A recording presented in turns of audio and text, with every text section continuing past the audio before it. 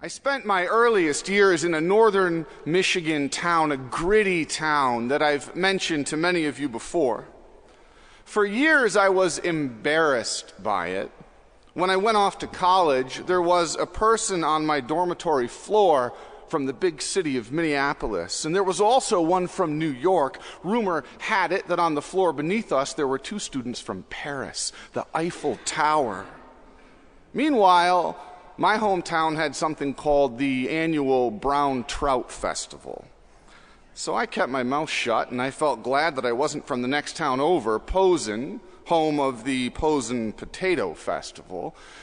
Somehow, somewhere in my sophomoric heart, the brown trout felt a bit more cosmopolitan than the potato.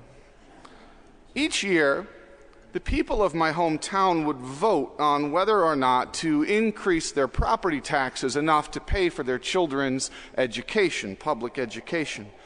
And in the late 70s and early 80s, they repeatedly voted no, year after year after year, which meant that eventually the money just ran out, the lights went off, and the schools closed in February. As a seventh grader, this didn't seem all that objectionable, but my parents disagreed passionately. They didn't grow up in that kind of community. They were both raised in relative suburban captivity, affluence, and they recoiled when our community made that decision. I remember them railing against the small-mindedness of our town. So I grew up with the sense that my job was to get out, to get away, to escape grade school teachers who addressed my sisters and I as "yous guys," to leap right over the brown trout, to get away from the North Woods. My job was to find a kind of success that the limits of my hometown simply wouldn't permit. My parents never stated this explicitly, but it was in the air. It was in the magazines on our coffee table. Jacob, the Old Testament patriarch, the father of the 12 tribes of Israel, he was also a striver, also eager to escape the place that he grew up. Jacob had a twin brother named Esau, whom, as Larry just said, was tricked out of his inheritance when they were young men by Jacob. According to the ways of the ancient Near East, Esau was set to inherit everything. So Jacob tricked him out of everything, and then afraid that Esau was going to kill him, he escaped. He skipped town. But like all of us, he had to go home eventually. After finding a new land, he became a great success. Jacob used a strong will, an intelligent mind, brute force, and he made it. He wound up with children and cattle and every sort of worldly possession. And then he realized he had to go home. So he gathered up his family and his children, his flocks and his riches, and he began the journey. When we encountered him in this morning's lesson, as Larry just said, Jacob has just learned that Esau knows he is on his way home and is waiting for him on the other side of the river with an army of 400 soldiers. Jacob is anxious and he is worried, unnerved, up way too late, wandering along a river bank, and then suddenly it happens. Out of the depth of the night, a stranger leaps on his back. This stranger hurls himself at Jacob, and they fall to the ground, their bodies lashing through the darkness. It is terrible for Jacob not to be able to see his attacker's face, but the strength of the man is even more terrible still. It is the strength of more than a man. They struggle for hours in silence until just before morning it looks as though a miracle might happen. Jacob is winning. The stranger cries out to be set free before the sun rises, and then suddenly in an instant all is reversed. Jacob's opponent, all he has to do is touch the hollow of Jacob's thigh, and in an instant Jacob is lying there, crippled, helpless. And Jacob knows then that the whole struggle was fated to end this way. that the stranger had simply held back until the end, letting Jacob exert all of his strength and ambition, letting him almost win so that when he was defeated, he would know that he was defeated indeed. So he would know that not all of his shrewdness or will, brute force, success, or intelligence were enough. Yet still, Jacob clings to his opponent. He will not release his grip.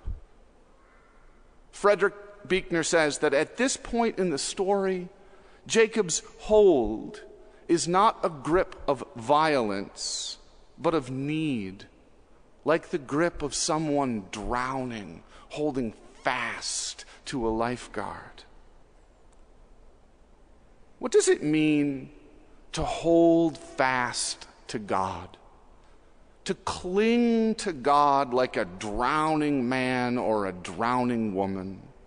To bring your needs and your joy, your thanksgiving and your health, your repeated entreaties and your endless desires before the Lord?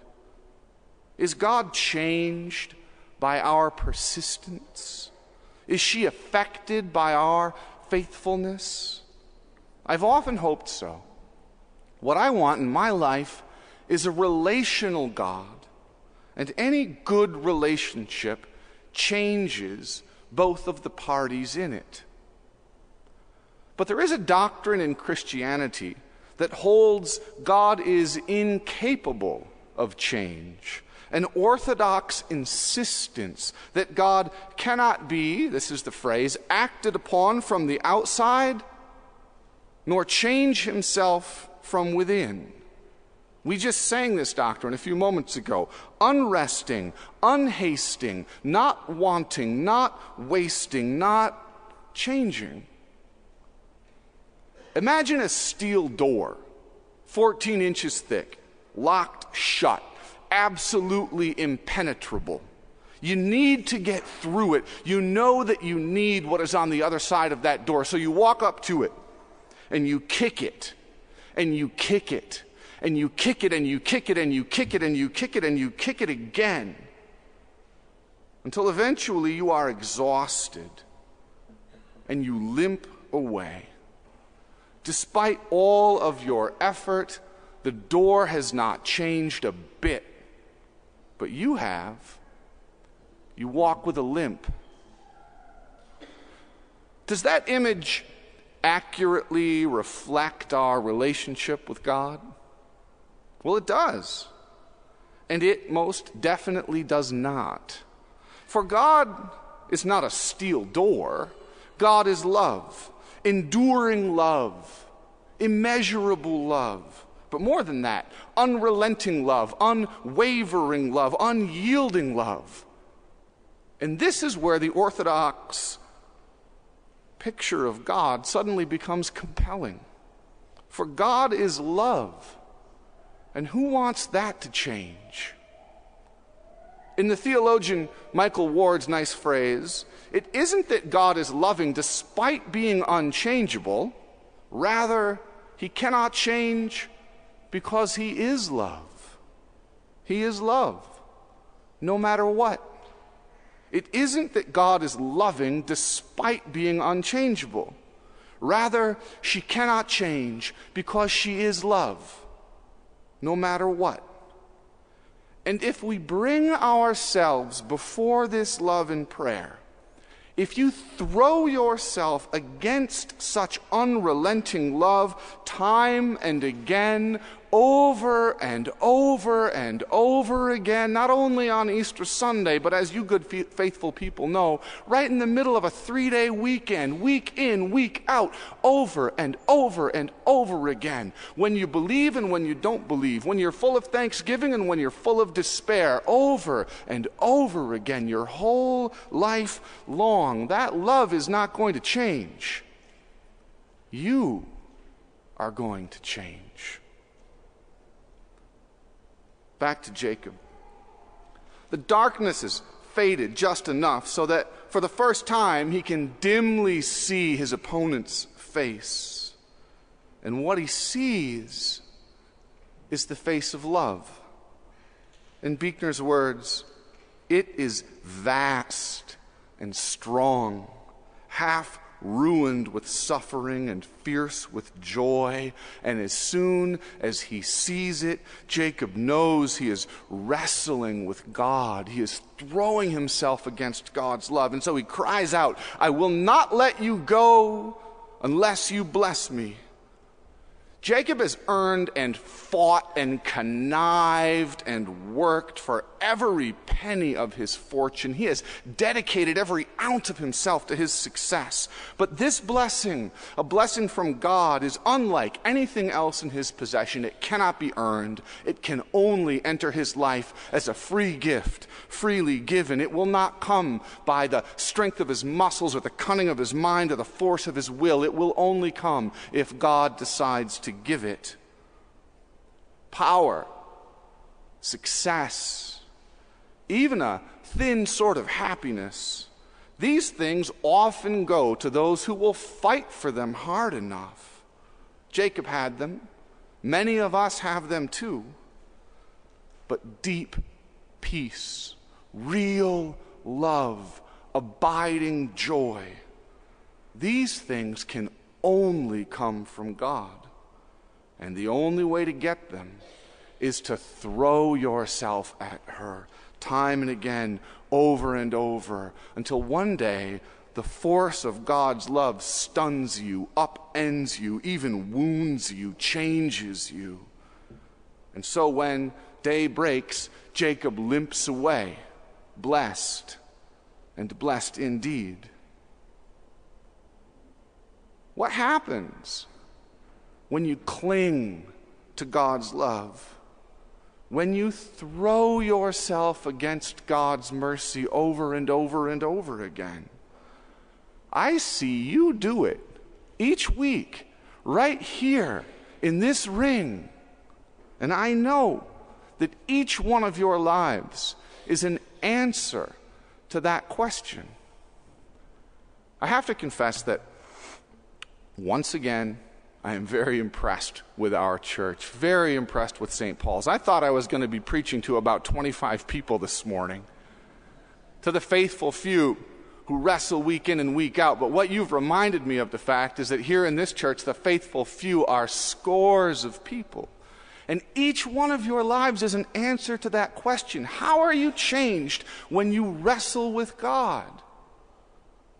Your life is the answer to that story.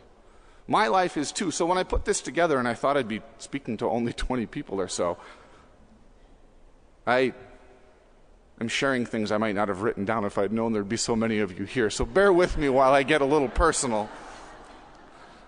Hopefully, my personal will illuminate the universal. That's always the aim. So a few summers ago, Kelly and I went back to the place that I grew up. I've been back many times over the years, seen my old friends, and they seem stuck to me, stuck in this place I worked so hard to get away from. But even as I've worked hard to get away, I've been doing what you do each week. I've been throwing myself against God's love. And it's changed me.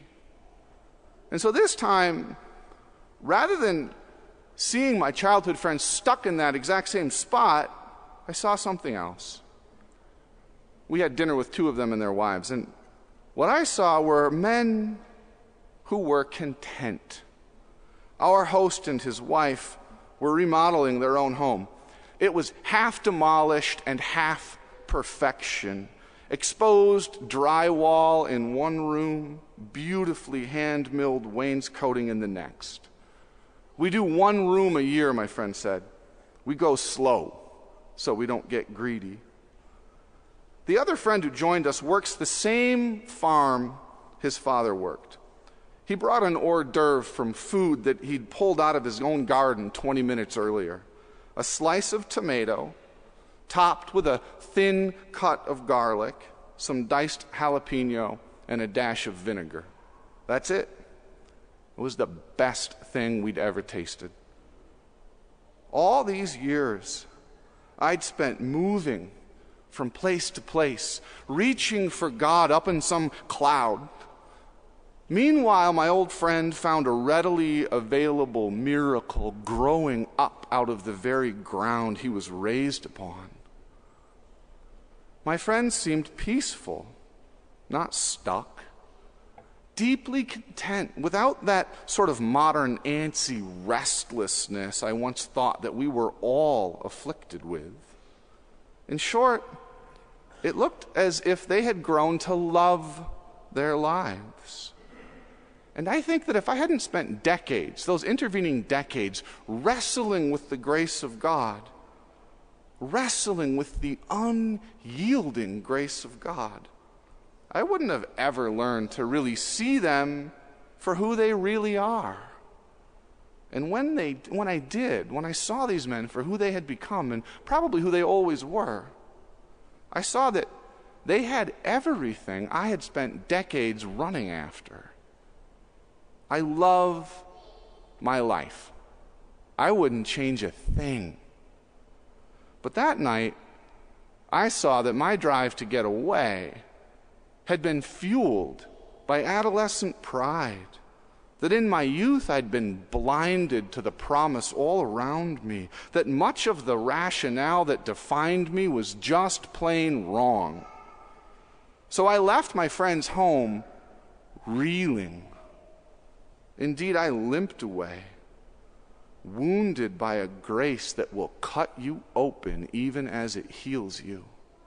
Blessed, and blessed for real. Amen.